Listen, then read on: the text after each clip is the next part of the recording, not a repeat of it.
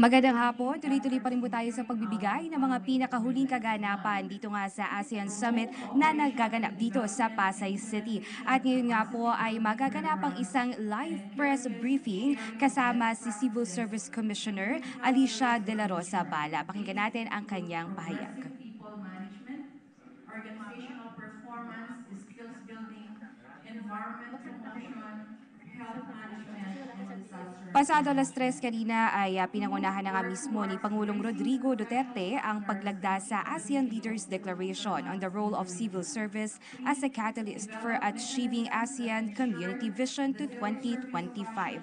At sa mga nagtatanong, ano nga po ba itong role ng Civil Service Declaration Vision to 25 at gaano nga ba ito kaimportante sa 10 member states ng ASEAN? Mga kaibigan, dito po nakapaloob ang importansya ng civil service at ng mga civil servants bilang kabalikat ng isang estado sa pag-unlad at bilang backbone ng magandang pamamahala. Kabilang sa mga issues na nakapaloob dito ay ang climate change, health, gender equality, protecting the welfare of the citizens, strengthening alliance, building partnership at syempre ang pagpapatibay ng relasyon ng mga ASEAN member states at dialogue partners. Kung ating pong matatandaan ay 40 delegado mula sa civil service bodies ng ASEAN member states ang nagtungo dito sa ating bansa nitong Nobyembre nakaraang taon para talakayin ang 2016 to 2020 commitments and priorities ng mga bansang kasapi sa ASEAN gaya ng China, Japan at Republic of Korea. Sa naganap na meeting nitong Nobyembre, kasama ang mga heads ng civil service at ng 10 member states na finalize na nga po dito ang draft para sa ASEAN Cooperation on Civil Service Matters at ang ACCSM Work Plan na hinati sa 7 priority. Ito nga po ang e-governance, human resource management, and human resource development. At ito po, pakinggan na po natin ang naging pahayag nitong si Civil Service Commissioner Chairperson Alicia De La Rosa Bala. We're now ready for questions from our media friends. Our first question would be from Lailani Hunyo of the Philippine News Agency.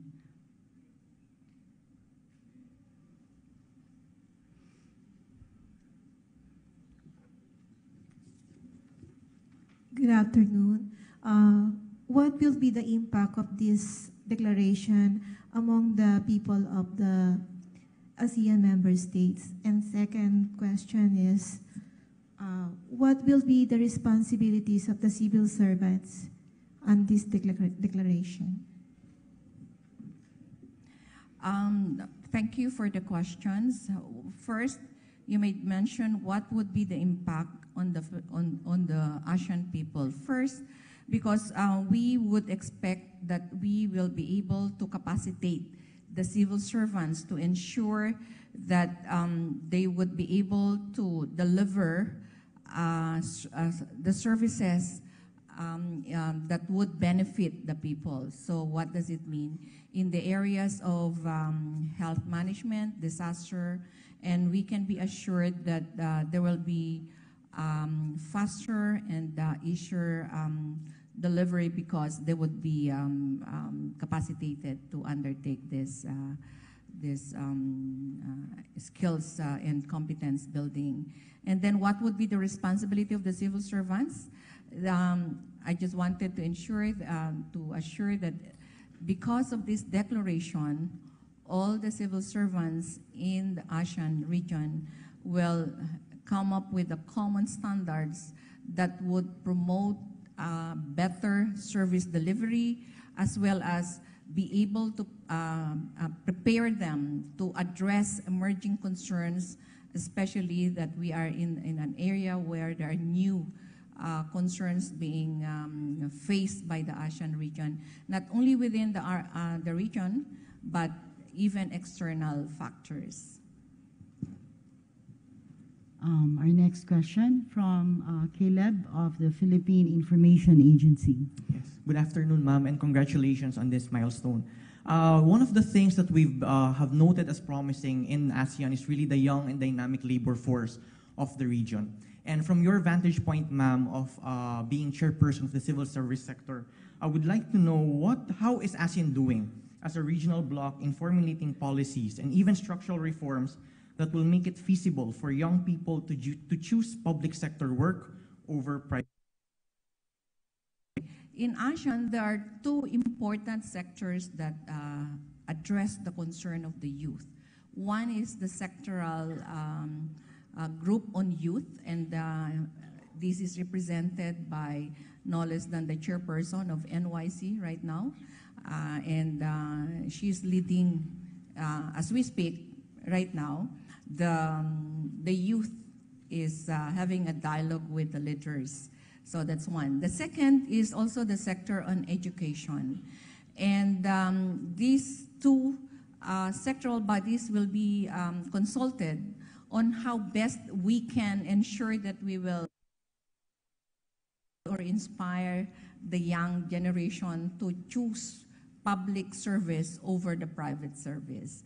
So I think this is also one of the initiatives that we will undertake. And just to give you an example, in the case of Singapore, because I was in Jakarta for 3 years, and I was also the one in charge of the sociocultural. In Singapore, did you know that Singaporeans choose to work in the public sector than in the private sector because the offers are in terms of benefits, and then the incentives are really very high, and so therefore the motivation to work for government is very high. And under the education, there is such what we call the ASEAN University Network, and this is also one of the things that they're looking at, how to ensure that the young will opt to work in the public service. Thank you very much. Yes, sir. Can you please state your name and the news outfit you represent? Good afternoon, Chair. I'm Melo Acuña. I come from China Radio International, but my questions are domestic in nature. With this standards, this agreement that we signed this afternoon, would job orders and permanent casuals be erased? And number two, how would we insulate civil service from petty politics? Because whether we like it or not, if a local government official doesn't want your face, then you're out. Thank you very much. Okay. If you remember, one of the intention of this declaration is to work towards the professional standards and capability of the civil servants in the region. So the question is, would this declaration solve the problem of job orders and contractuals? One. Right now, DBM Service Commission is now crafting we don't call it a declaration, it's a joint memorandum circular that would define what do we mean by job orders and contract of service. Because right now, we have contractuals in government. But who are the contractuals in government? These are project-based workers. And what they receive are also the same benefits that the regular employees of government receive.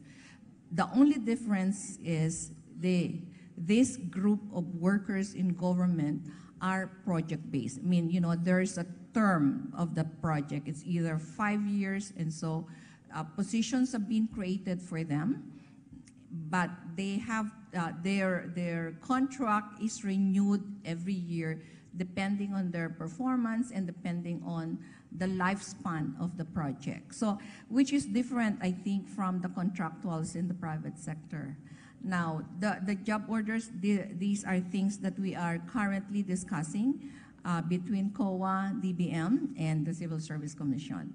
So hopefully, we should be able to, once we are able we have already, the commission has drafted initially, but we have already given copies to COA. And then once we have agreed on that document, we will also consult government agencies and also those representatives from the workers themselves. Yeah. So it will go through the process. So we are addressing it right now, so by way of consultative mechanisms. Yes, ma'am. What could be the secret of Singapore that most people would like to work for the government rather than private sector? Is it because of wages and benefits? Would this be a situation in the Philippines too? Thank you. Okay. As I've said, well, Singapore is a very small country. Remember, there are only about 5 million, and we are more than 100 million. So you can just imagine the disparity in terms of population. So in terms of managing the population, the employment of its people is much easier than us. So having said that, after the salary standardization SSL4, the salaries of government workers is already competitive with the private sector when it comes to the technical positions.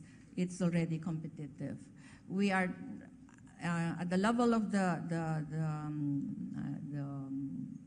heads or the managerial positions. It's a little lower, but I think never did we have this higher salary packages for our people. So I think we are now moving towards that also. And we have also introduced about performance-based bonus. And then there's this 13-month pay and then 14-month pay, but these are based also on performance. So we're now also ensuring that people in government should also be able to deliver what is expected of them. And so they have the performance is already made as a key tool of assessing whether everybody would be able to receive a performance-based bonus on an agency basis. Yeah. Thank you very much. Okay, thank you. Okay, so another question, I guess. I mean, is there another? Okay, so you're the. She asked first, and then you'll be the. You ask after her. You'll be the. Okay, there's a. Okay, so you'll be the last one to ask. Okay, so can you please state your name and your news agency? Good afternoon, ma'am. Joy Gumatay from PTV. Ma'am, I would like to ask for clarifications because you've mentioned that this agreement would lead to the assurance that our civil servants would give effective and competitive work for the government. You also mentioned about skills training. So I would like to know how it would impact those civil servants who failed to finish college education but serving in the government for more than a decade already. I do remember in the case of the Philippines, we have a scholarship program that were granted to workers in government who have not completed their education. But we shifted that instead of a scholarship program, we should promote, short-term courses that would address the immediate needs towards upgrading their knowledge and their competencies. So that's what we are doing right now. And I think this is also the thrust of the different member states. And if you remember, that's the very reason why we move on to K-12. Because amongst the ASEAN member states, did you know that only Laos and Philippines had only about 10 10 years of preparation, 6 years in elementary and 4 years. So can you imagine, out of the 10 member states, we are only one of the 2 that had very short preparation before you get into higher education or to choose VocTech as another track. So I think this was one of the things that we did to be able to become more competitive with the other member states. And the second one is that the ASEAN member states also adopted what we call a regional framework for qualification. And I think this is to ensure that all the member states can be able to adopt certain level of standards across without, like for example, with other neighbors, their standards may be much higher than us, but at least we should be able to catch up and be at par.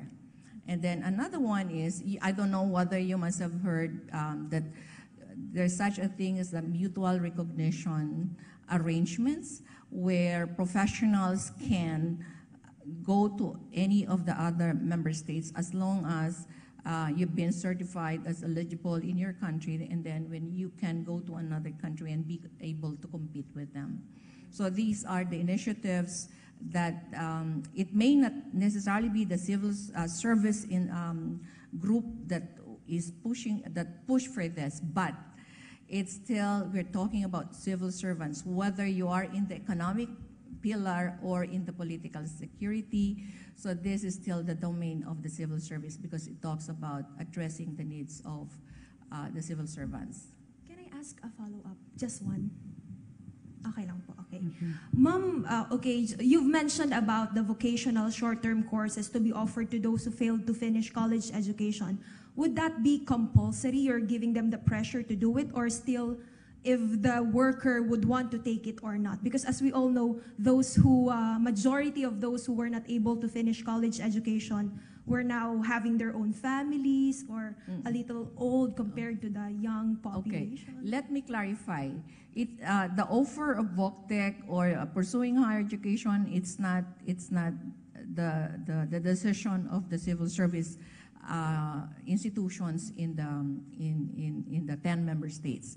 What I was trying to tell you is that even before they go to public service as a choice of employment, the government agencies of the 10 member states have the education sector that takes care of preparing them to become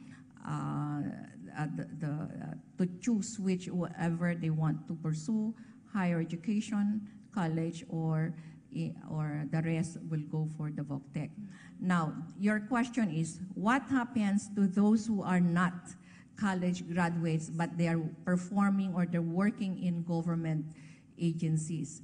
One, for example, in the case of the Philippines, we support, if the person would like to pursue higher education, we support them by providing them study leave, and they will pursue that kind of track that they wanted to finish.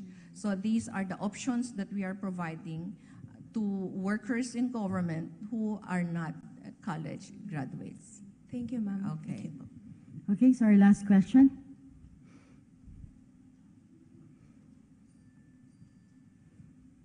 Good afternoon. I'm Tara from ABS-CBN. Ma'am, you said that this is the only declaration signed. Why do you think was this given priority, and did any member state push for the signing this in the Philippines? Why this is the only one and why? Well, first, they're supposed, it's the Philippines who really push for it. Why did we push for this? Because the implementation or the realization of the ASEAN Community Vision is dependent on the civil service, whether they are performing roles in the area of political security or in the economic pillar or in the socio-cultural pillar. This is the civil service is the backbone. And so they play a very critical role in realizing the importance of civil service. And especially, as I've said, we take pride because this is the Philippines initiative in its chairmanship of ASEAN. Specifically, it's very significant because we are celebrating the golden anniversary of ASEAN. And you know very well that the Philippines is one of the founding members of ASEAN. So that's why we really want to push that we should acknowledge that to make the ASEAN Vision 2025 realize, we want to acknowledge that the civil service is the driving force in ensuring that whatever has been written in the Vision 2025 and the different blueprints of the three pillars, the political, security, the economic, and the socio-cultural blueprints will be realized. And it also allows cross-pillar and cross-sectoral engagement and collaboration, especially on matters that require response from the three pillars. And therefore, this is really very important because we want that it should be the whole of government, the whole of ASEAN as a community working towards achieving the Vision 2025. Thank you so much, Chair Bala, for your time for this afternoon's press briefing. And indeed, it's a moment to celebrate for having the first declaration signed by the 10 ASEAN members on civil service. So that ends our press briefing, and enjoy the rest of the day. Atin pong napakinggan ang pahayag ni Civil Service Commission Chairperson Alicia De La Rosa Bala. At kanina nga po sa press conference ay naitanong nga dito ang impact ng Civil Service Declaration sa mga mamamayan ng bansang kasapi sa ASEAN, kagaya na lamang ng pagsisiguro ng mga civil servants na ay makakakuha na nga ng mga benepisyo kagaya na lamang ng extension ng contract, 14-month pay, early bonus at performance-based bonus. Kanina rin po sa press conference ay napag-usapan na dapat na mabigyan ng serbisyo ng mga civil servants ang kanilang piniling propesyon, kagaya na lamang ng mabilis na pagresponde sa panahon ng pangangailangan. At dahil nga po sa deklarasyon na ito, lahat ng civil servants ay magkakaroon na ng standards kung paano nga ba ang pagsisilbi at pagbibigay serbisyo sa ating taong bayan sa pamamagitan ng isang framework ng magandang pamamahala. At dalawang sectoral bodies din po nakafocus ngayon ng Civil Service Commission. Ito ay sa grupo ng mga kabataan at sa sektor ng edukasyon, kung saan tuturuan na ito na mas piliin ang pagtatrabaho sa public sector kumpara sa private dahil sa dami ng benepisyo na makukuha dito. Kabilang nga din sa mga benefits nitong napag-usapan ay maaari nang magpunta ang ating mga kababayan sa mga kalapit na bansa, lalo na yung mga kababayan natin na civil service passers sa iba't ibang miyembro ng bansang kasapi sa ASEAN para magtrabaho. Mayroon na rin pong scholarship para sa mga empleyado ng gobyerno na hindi nakatapos ng kanilang pag-aaral. At kung atin pong matatandaan ay 4 na pong delegado mula sa civil service bodies ng ASEAN member states ang nagkaroon ng diskusyon dito noong Nobyembre nakaraang taon. Kabilang nga po dyan yung mga partner ng ASEAN sa dialogues at naganap nga po dito ang mga pagdiskusyon nila tungkol sa e-governance, human resource management, productivity in the public sector, good governance, at research and innovation. At yan muna po ang mga pinakahuling kaganapan tungkol nga po dito sa nagaganap na ASEAN Summit sa pangunguna po nitong Civil Service Commission at ni Chairperson Alicia de las Alas.